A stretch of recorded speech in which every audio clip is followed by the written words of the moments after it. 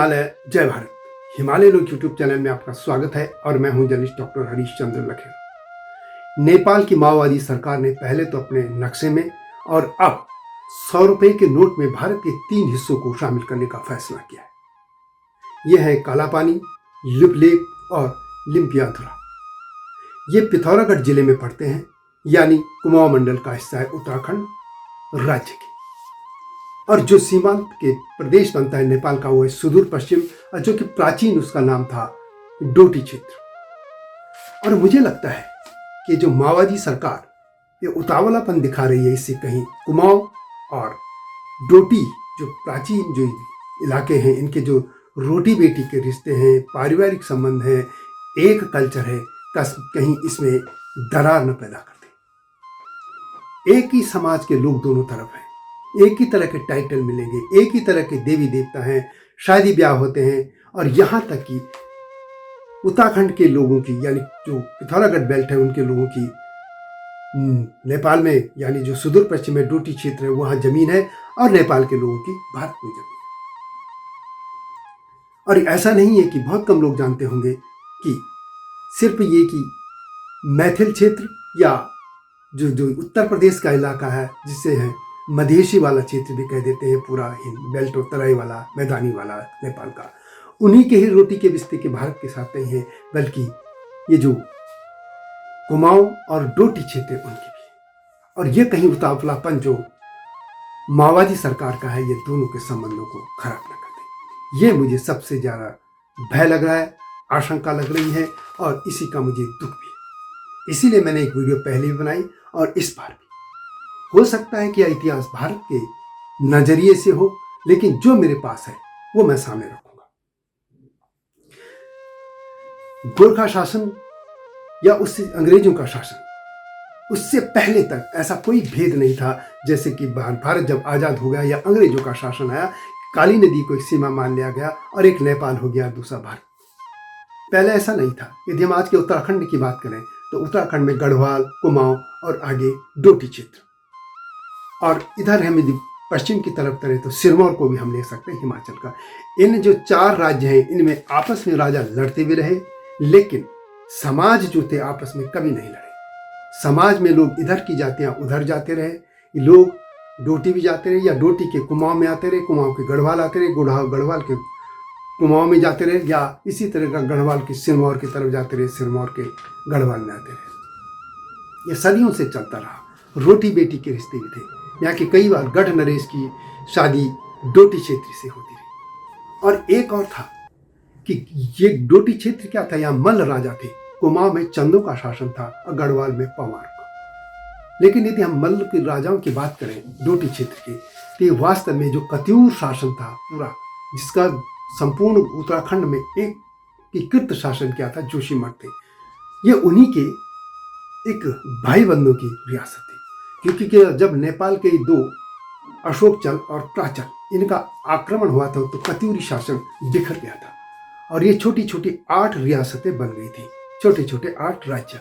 उनमें से डोटी भी एक था। और निरंजन देव मल्ल, इनका ही जो प्रथम डोटी राज्य के साम्राज्य के जो संस्थापक माने जाते, ये खुद कत्यूरी थे। और जब कत्यूर के इतिहास में लिखा जाता है तो उसमें एक जो उनकी वंशावली आती है वो जोशीमठ की तरफ से आती है, एक आती है बैजनाथ घाटी की तरफ से, और एक डोटी क्षेत्र की जो वंशावली आती है, उनको मिलान होता है। यानी इतिहास भी एक है, साझा सब कुछ एक है।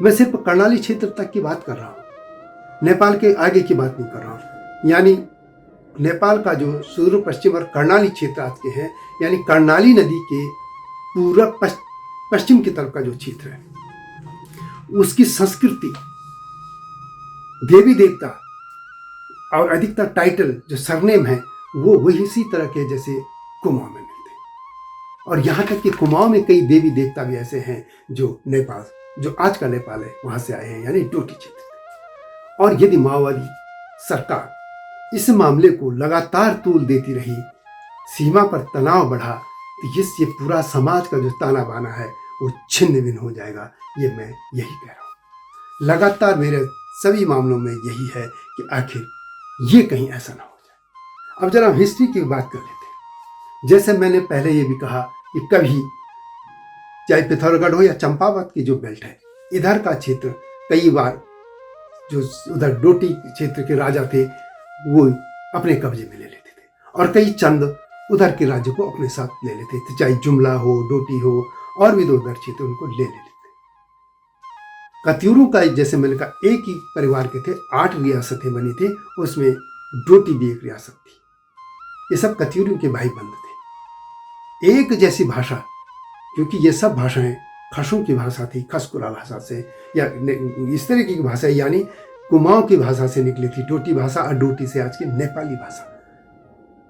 नेपाल की जो भाषा है वो डोटी से क्षेत्र की भाषा से निकली है, और डोटी भाषा एक कुमाऊनी की से निकली है। इतना भी सामंजस्य। अब हिस्ट्री की बात करें, वहां के जो राजा थे बाज बहादुर चंद, उनके जमाने में तो कैलाश मानसरोवर तक का क्षेत्र इनके अधीन आ गया था। मैं अगली वीडियोस में ही ला रहा हूँ, आपको दिखाऊंगा, लेकिन अभी मेरा सिर्फ और सिर्फ मकसद ये है बताना कि ये जो पूरा क्षेत्र है, यानी गढ़वाल, कुमाऊं और डोटी क्षेत्र, डोटी यानी यदि हम कहें सुदूर पश्चिम जो उनका प्रांत है, उनकी मैं बात करूं तो एक जैसी संस्कृति, एक जैसी बोली भाषा, एक जैसे रीति रिवाज, एक जैसे देवी देवता और शादी ब्याह के रिश्ते, खासतौर पर पिथौरागढ़ और डोटी क्षेत्र जो है एक जैसे रीति रिवाज। थोड़ा पहनावा अलग जरूर हो जाता है कि नेपाल में एक टोपी अलग पहन लेते हैं, उसमें से अलग दिखा हो जाता है, और उत्तराखंड में एक दूसरी तरह की टोपी पहन लेते हैं, बस इतना फर्क है। वही ब्राह्मणों की जातियां, वही क्षत्रियों की जातियां या औलों की जातियां जो भी हैं, जातियों के सरनेम की मैं बात कर रहा हूँ, वहां भी मिलेंगे, यहाँ भी मिलेंगे। वही देवी देवता उधर है, वही देवी देवता इधर, वही जागर इधर लगते हैं। लेकिन ये जो मामला था, जो 3 क्षेत्र मैंने बताए, लिम्पियाधुरा, लिपुलेख और कालापानी, ये जो 3 क्षेत्र, इन पर नेपाल में माओवादी सरकार ने यदि इन पर तनाव बढ़ाया, जानबूझ के बढ़ाते रहे, तो फिर सीमा पर भी यही होगा, कहीं सीमाएं बंद न हो जाएं, कहीं ये जो सदियों से रोटी बेटी के रिश्ते हैं ये खराब न हो जाए। इसलिए मैं लगातार इस चीज पर वीडियो ला रहा हूं, और मेरे पास जो जानकारी है, जाहिर है कि मेरे पास जो भारत में है या खासतौर पर उत्तराखंड में जो सामग्री है, मैं उसी से सामने रख रहा हूं। लेकिन आज में मैं ये कहने जा रहा हूं अंततः कि डोटी क्षेत्र के लोग और कुमाऊं के क्षेत्रों का जो रोटी बेटी के रिश्ते हैं, कहीं ये माओवादियों के उतालेपन से खत्म न हो जाए, ये उनके जो रिश्ते हैं उन पे दरार ना जाए। और यदि ऐसा होता है तो इसके लिए सिर्फ और सिर्फ जिम्मेदार होगी माओवादियों की सरकार, क्योंकि जब से माओवादी आए तभी से ये मामला बढ़ रहा है। और ये क्यों हो रहा है पॉलिटिकल, ये मैं अपने दूसरे STV में बोलूंगा, लेकिन हिमालय लोग में मैं सिर्फ पॉलिटिकल बातें नहीं करता, फिर हिस्ट्री की बात कर रहा हूँ। और इसलिए मैं सामने यही आया था कि ये हम सभी को इस बारे में चिंतित होना चाहिए। यदि दोनों पक्षों के लोग, दोनों क्षेत्रों के, कुमाऊं के लोग भी और यानी उत्तराखंड के लोग मैं बात कर रहा हूँ, पूरा उत्तराखंड राज्य और उनका सुदूर पश्चिम जो प्रांत है, यहाँ के इधर का प्रांत और नेपाल का प्रांत, यदि दोनों के लोग मिलजुल के ऐसी कुछ योजना बनाए कि ताकि दोनों सरकारों पर एक दबाव बने कि भाई ये इस चीज को शांत किया जाए, सुलझाया जाए, ताकि दोनों समाज हमेशा की तरह एकजुट रहे। क्योंकि जब गोरखा अटैक भी यहाँ हुआ था, गोरखों ने आक्रमण किया था, तो भी ये संबंध बने रहे। और गोरखा वैसे भी कर्णाली क्षेत्र से आगे के थे, गोरखा क्षेत्र से वो निकले थे, तो उन्होंने जो 22 और 24 राज्य इस क्षेत्र में से, कर्णाली और सुदूर पश्चिम जो आज के क्षेत्र है, वहाँ पे उनको भी उन्हीं तरह उन्होंने अपने में विलय कर दिया था कि जिस तरीके से इन्होंने गढ़वाल और कुमाऊं और आगे सिरमौर और आगे हिमाचल तक किया था। और फिर जो डोटी का राजा था वो तो हार गया था युद्ध में, और फिर वो पीलीभीत चले गया था। तो वही रहा, हाँ ठीक है, वहाँ उतने अत्याचार नहीं हुए जितने गढ़वाल में सबसे ज़्यादा हुए, फिर कुमाऊं हुए, और डोटी क्षेत्र में उनका इतिहास हमें नहीं मिलता, हो सकता वहाँ भी हुए, जो गोरखा जो आर्मी थी उसका टाइम, क्योंकि वो एक देश बन गया तो वो चीज़ें वहाँ छुप गई, यहाँ लिखी गई।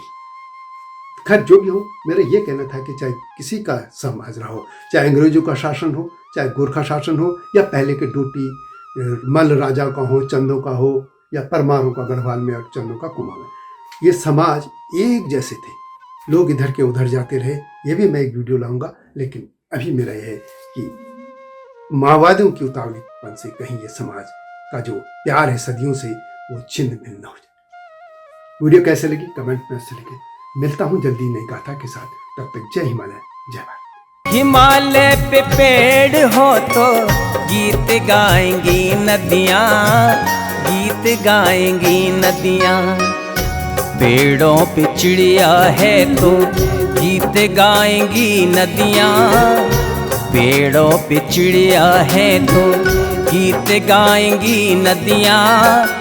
माँ की लोरी जैसे होते हैं नदियों के गीत।